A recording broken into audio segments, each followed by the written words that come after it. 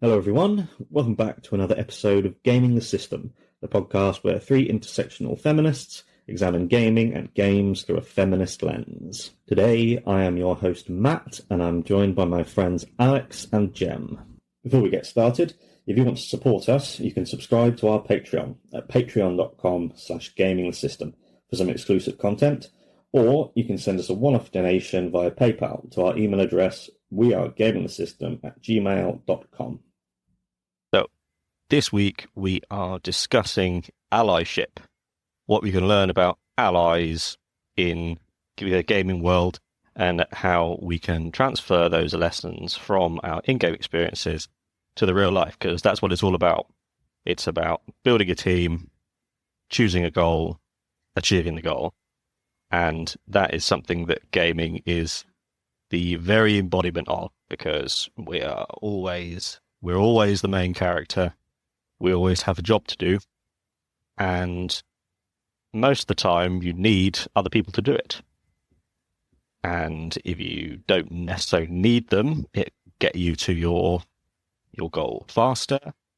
And it's a complicated thing that only the bad guys in the real world seem to have worked out how to do serious solidarity and like cutthroatedness.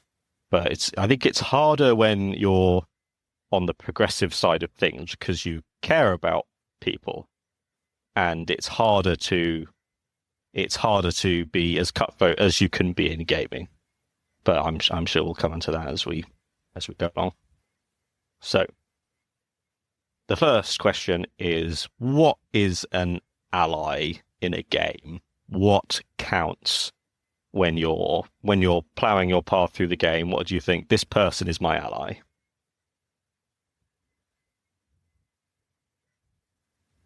Who wants to go first? I think that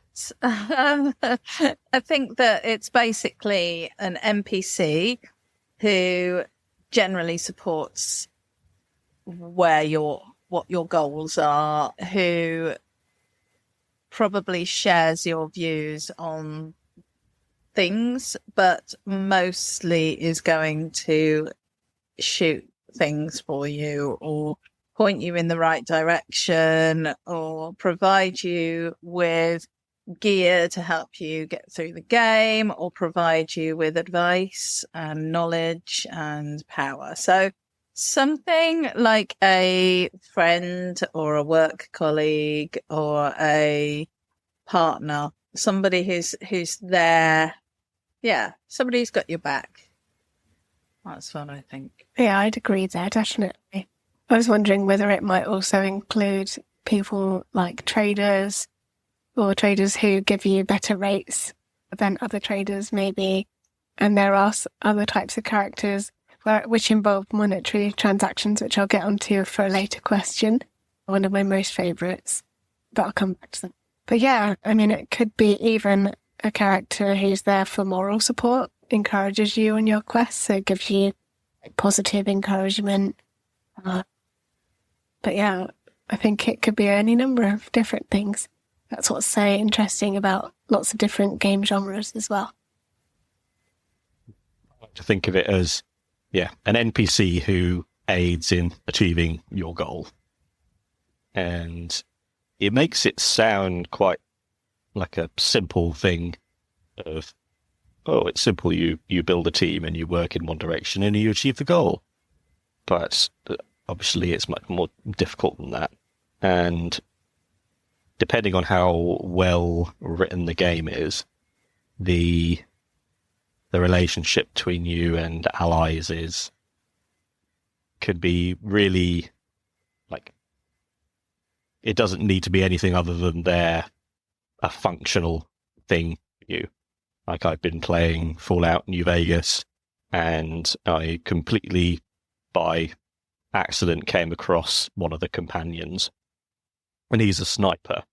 And I just found, as I was walking through the wasteland, suddenly a bullet would ring out, and any of mine that I hadn't even seen yet would be dead. And so I've just been wandering around, having him going, this guy is awesome, being incredibly useful. But there's also the quest to get him is that you have to work out what happened to his wife, and it turns out his wife was kidnapped by slavers. And you go, oh, you're so useful. I want to go and pursue his goal, which is saving his wife. We'll come on to companion quests and the like of that as well. And so, but before we get onto that, Alex, you mentioned the form of allies that can be taken. There can be traders and that sort of thing. What are the common types of in-game allies, and also what kind of ally do you find most compelling? That's such a good question. So there's obviously, like I mentioned, there's people that will help you with transactional things, so traders. There's also, when you think about it, you can have animal allies. So if you think about the Assassin's Creed series, very often you've got your eagle who will scout out an area for you, provide you a bit of information in terms of where your enemies are, what type of enemy they are, what resources are as well. So like if there's a chest that you might want to get or a key that you need to find, your eagle can spot it for you. It can find mission objectives. So basically you use your eagle to help you find your next path through the game. You've also got companions, and these could be playable characters or they could be just NPCs, so non-playable characters.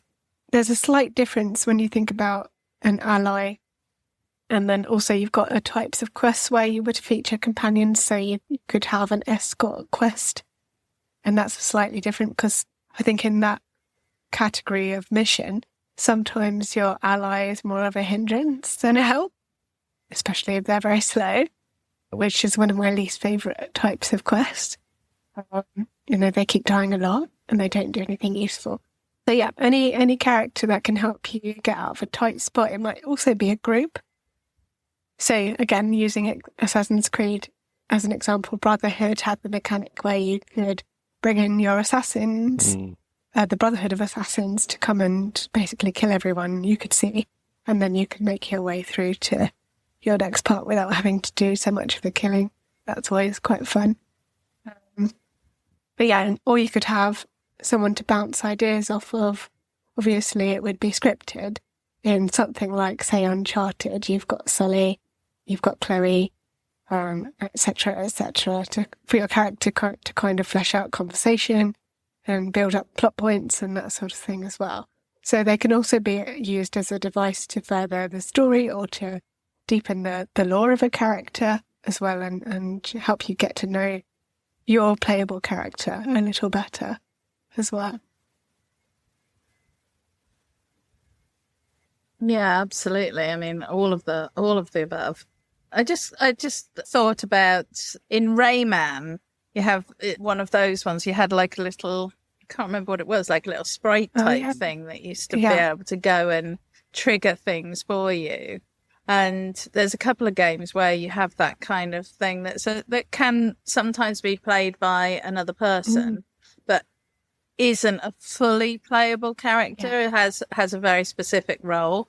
And I think that's quite an interesting form of ally, because they're not fully, they're not fully autonomous. They don't do their own thing all the time or whatever, but they are essential to the game, and you can't achieve your goals without them supporting you. I think that is probably a key thing for allies, that they are essential to your journey.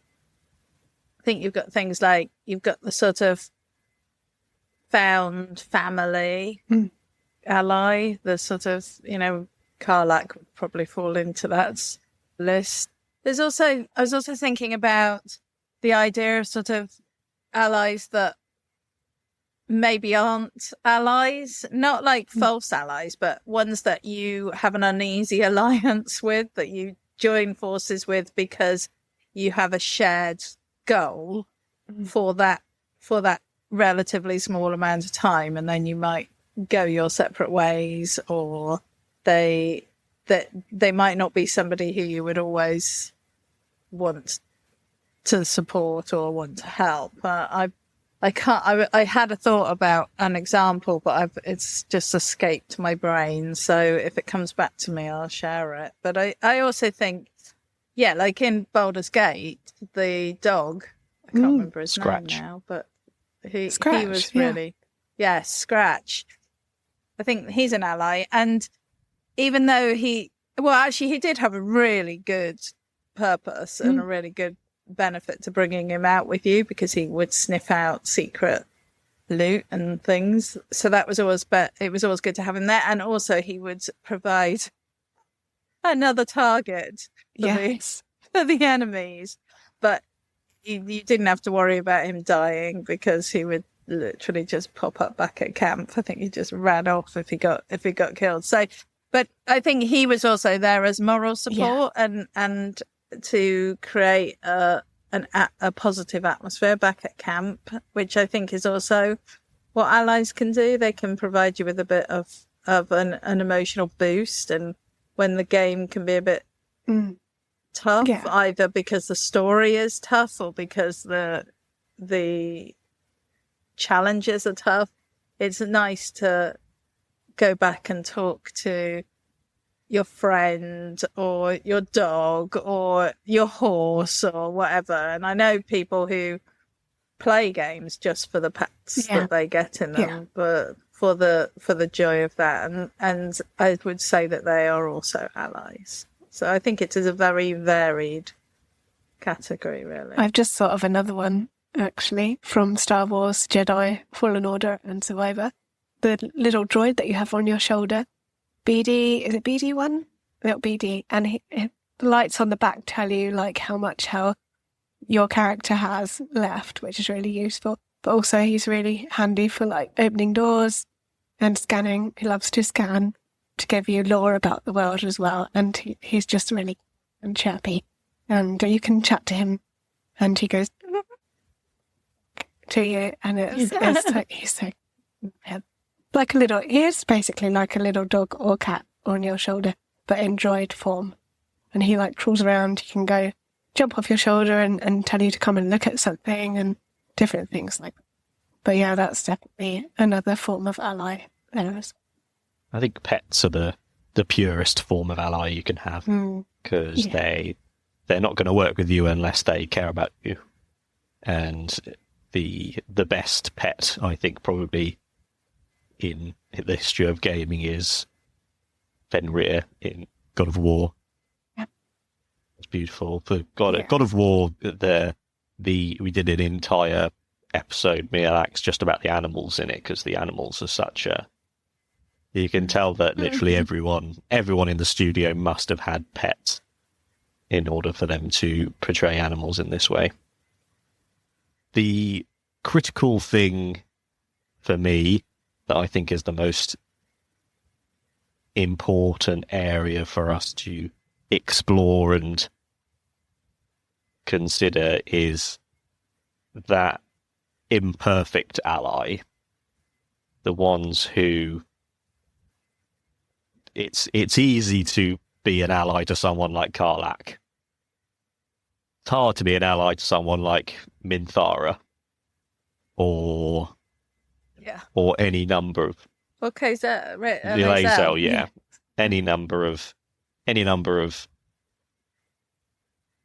of people who we wouldn't want to spend time with, but would be very, very useful against a common foe.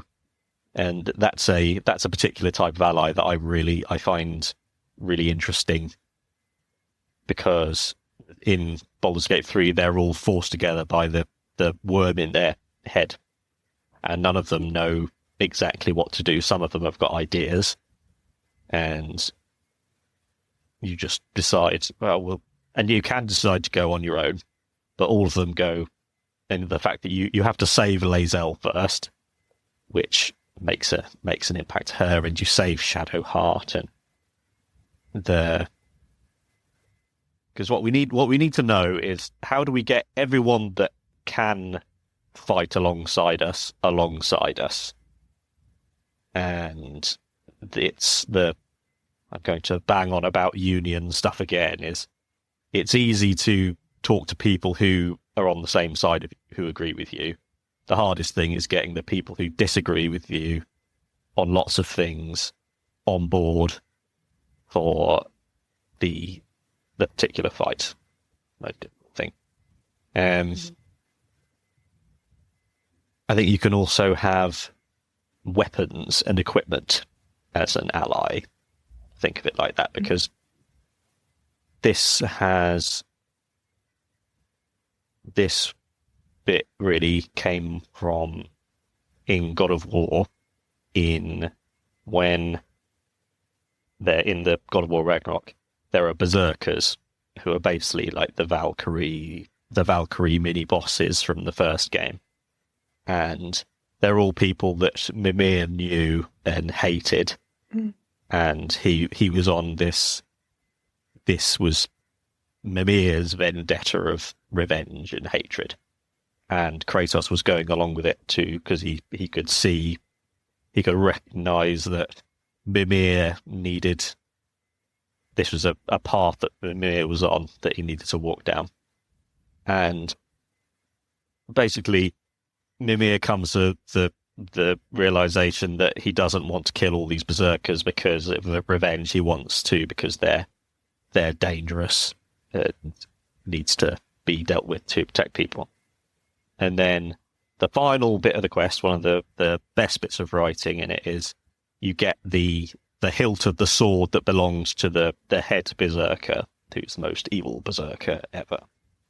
And Kratos says, "All right, I'm gonna use this. We're going to add this to our arsenal." And Mimir says, "But what about all the horrifying thing this sword has done?" And Kratos says, "The history of this sword is still being written."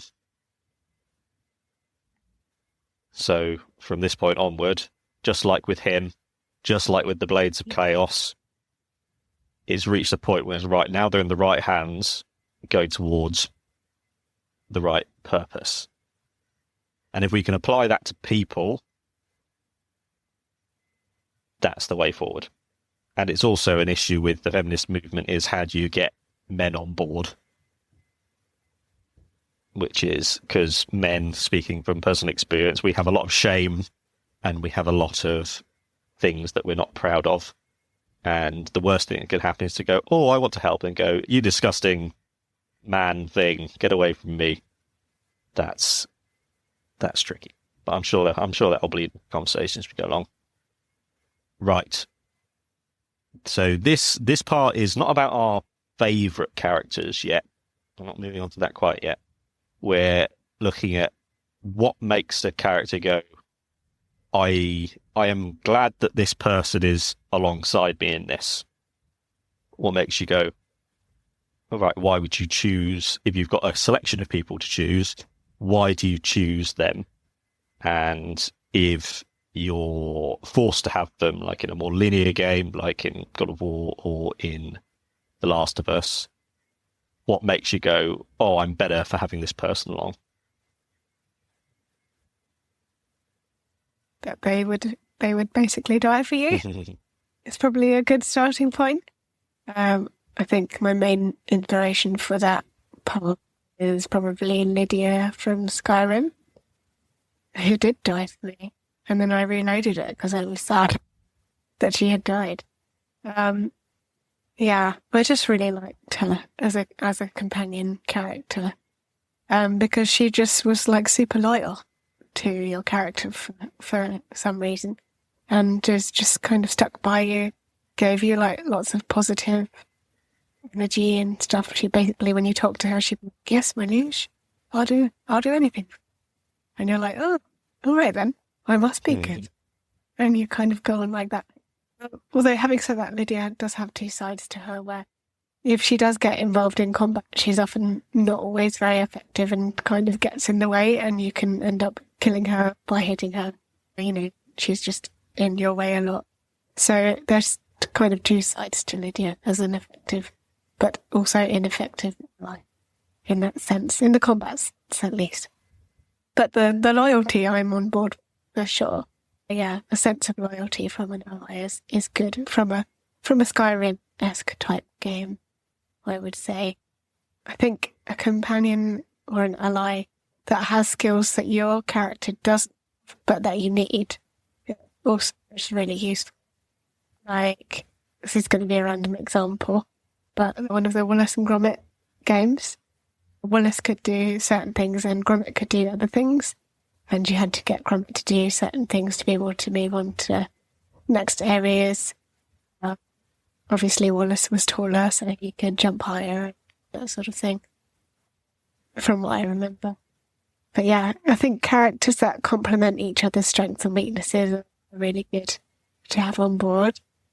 Yeah, that's all I can think of for now, but I'm sure Jim has some other examples as well. I'd be interested, Jem, also what you're the only person with a MMO pedigree here. So, and you used to be a tank, didn't you, when you were playing? So I wonder what your experience with in-game allies being other people was like as well. Oh, yeah. Yeah, that's really interesting. Well, I mean, thinking about NPC or player character allies, I think that it's all about the bands.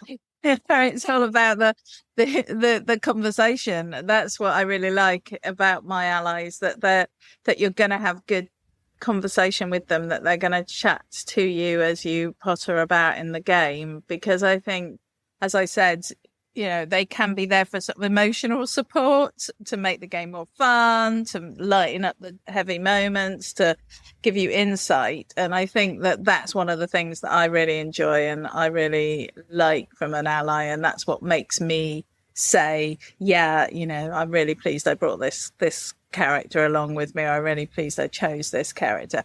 Obviously, complementary skill set is also useful. But, you know, if I'm thinking about it, in addition to all of that, then yeah, it's the bands. When you're talking about sort of actual people as your allies in the game, yeah, reliability and consistency is essential. And if you're raiding in a guild, you're doing sort of raiding on a big MMO. I mean, we did 25 people raids, and you needed every single one of those 25 people to be fully engaged with what you were doing and on board with the game. And I think that one of the problems was that if people just didn't turn up, or people didn't do what you'd asked them to do, or they didn't commit to getting the potions that they needed or the armor that they needed for the raid, or just, you know, for the dungeon or whatever you were doing, it lets everyone else down. And you do have that kind of, and I was really lucky that in the end I had a really good group around me of people who were really committed, and they all wanted to get, you know, to achieve and to do well and to support each other. And we had very few disagreements over things like, because one of the real sticking points in those kind of scenarios is who gets the loot at the end of the game, because you have one set of gear at the end, and obviously there's limited amount of whatever. So it's, how do you decide who gets that piece if more than one person has it? We came up with a very complicated system, which was involved being based on how many raids you attended and how important that particular role was to the group. So if your main character was the tank, then you would get priority on tank stuff over somebody else who it was their second role, and things like that. So there was a lot of that involved, but that sort of took away the conflict. But again, having people that are prepared to recognize that this is team game and you all have your part to play and you all have to commit to that and engage with that really helps. And when you have spent 5 hours dying repeatedly to a new boss, having people that are consistent and friendly and engaged is essential, because there's nothing worse than at 3 o'clock in the morning and everyone's tired and everyone's grumpy and it's like, we've just got to do one more go. It's somebody either quitting or just not doing their role. We had people falling asleep. I'm not surprised. We had all sorts of stuff, but it was really, those are the sorts of allies you want. People that are fun to be around and committed and engaged with it and take it as seriously as you do, or as not seriously as you do, depending on the situation. That's very true. Yeah. How did you enforce the dispersal of the loot? Was there a mechanic in the game, or was it trusting the honor of your allies? I think there was only the person who did the final blow could access the loot. I can't remember. There were some in-game rules about it, like depending on who'd done the most damage or whatever, but it might have had something to do with that the party leader had access to the loot and then they would dish it out. There was definitely something to stop people just coming in, because I know there were scenarios in the early days where people did just swoop in, steal it and go. But again, you've got social control going on there, because then what you say is, if you're not committed, you can't be in our gang, you can't be in our raid. And if you're a good raiding guild, which at the time we were, then people wanted to be with us. They wanted to go with us because they knew that we were successful and they knew that they would eventually get what they wanted. Whereas if they just went with random groups, which of course there were people who would just pull together random players that happened to be on the server at the time, you always had a far, far lower chance of doing anything with them, because you didn't have that level of commitment, as they weren't good allies in those groups. So yeah, you do rely on people's good nature. It's so challenging to. I didn't realise raids were that big.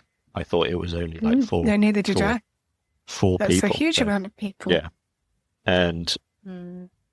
But they had on World of Warcraft, if you did a normal dungeon, it would be about 4 people for that.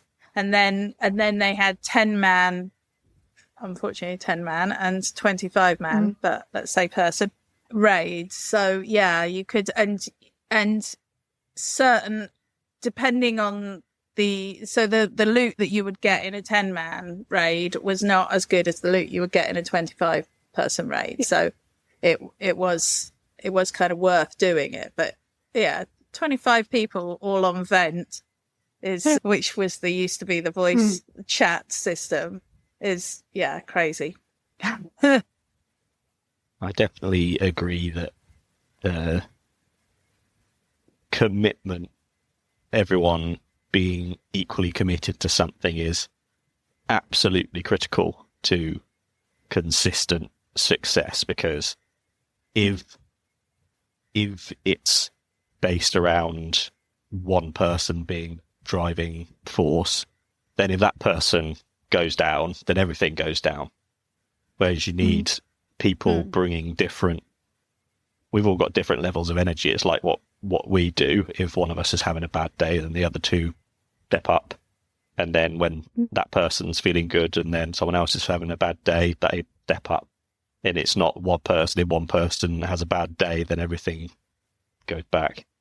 And that that commitment is vital. You need to know, like if you're on a raid, and if you're right, if I die, then the others will come and avenge me, and then they'll heal me, and we'll carry on again, and that camaraderie, I like. And I definitely agree with bants, that bants are a vital part of it generally, because when I play RPGs, I tend to play them on easy mode because I'm more interested in the story.